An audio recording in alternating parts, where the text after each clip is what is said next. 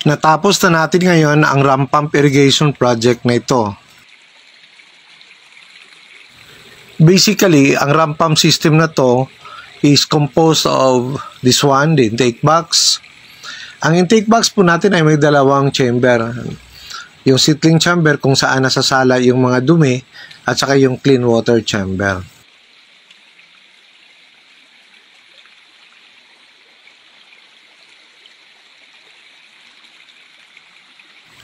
Makikita natin rito, may mga lumulutang na dahon. Hanggang dyan lang sila at hindi nakakapasok dito sa pangalawang chamber.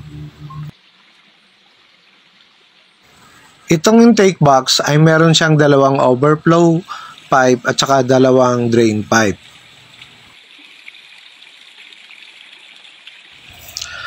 Ang intake box ay kinokonek ng supply pipe or diversion pipe patungo sa ating drive tank.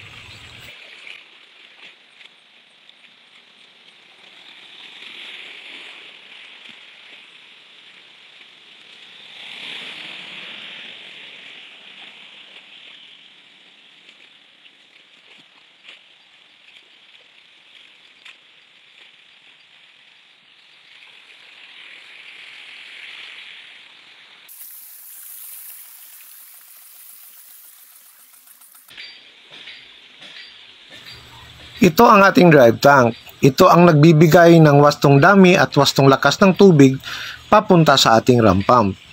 Meron itong bakal na drive pipe na nagko-connect ng drive tank papunta sa ating ram pump.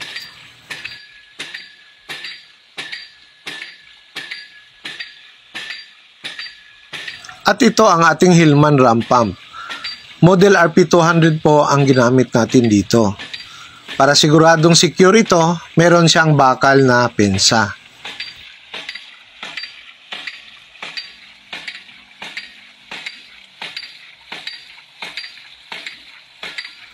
Delivery pipe naman ang tawag sa pipe na iyan. Yan po ang nagkukunik ng ating ram pump papunta doon sa ating ferrocement tank. Tara, sundan natin itong delivery pipe upang makita natin ang output niya doon sa ating ferrocement tank.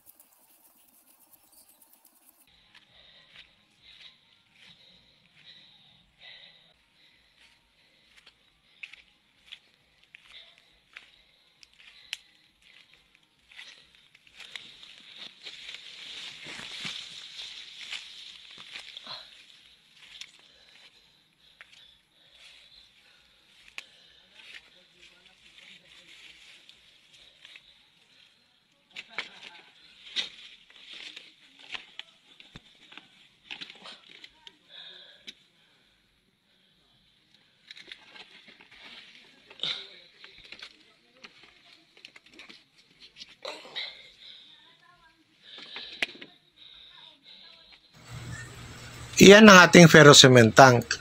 Meron siyang 5 outlets na merong kwentador. Tara, ikot tayo. Punta tayo doon sa may riser na dinaanan natin kanina.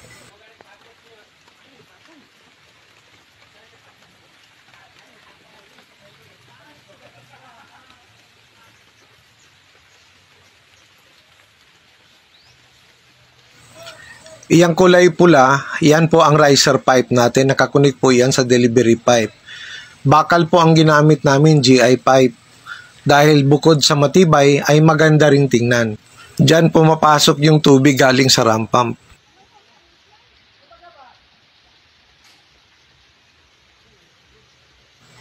Yan din ang drain pipe. Kapag nililinis yung tangke, diyan natin pinapadaan yung dumi. Tara, pasok tayo sa tangke, sukatin natin yung flow rate ng discharge ng ramp pump natin at nang makita din natin ang loob. Hindi